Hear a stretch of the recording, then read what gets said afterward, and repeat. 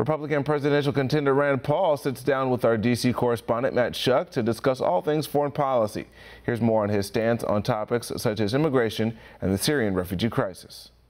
The race for the White House has quickly become solely focused on foreign policy after the recent terrorist attacks in Paris and the controversy over what to do with the influx of Syrian refugees.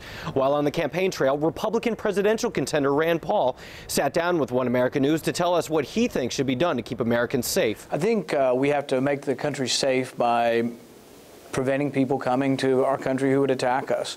And this is something I've been on for a long time now.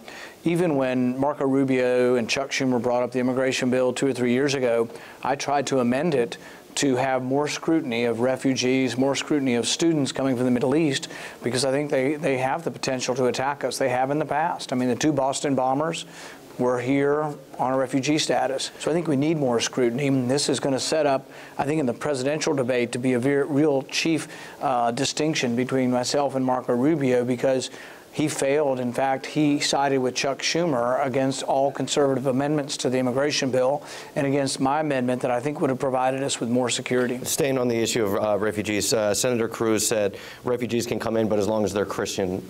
Do you agree with that? What do you think about that? I think we have to take care of our country by saying anybody coming from a region of the world that is associated with radical Islam is going to have more scrutiny. I think if you make a religious test, that's a real problem. If you're going to make it on which religion you are.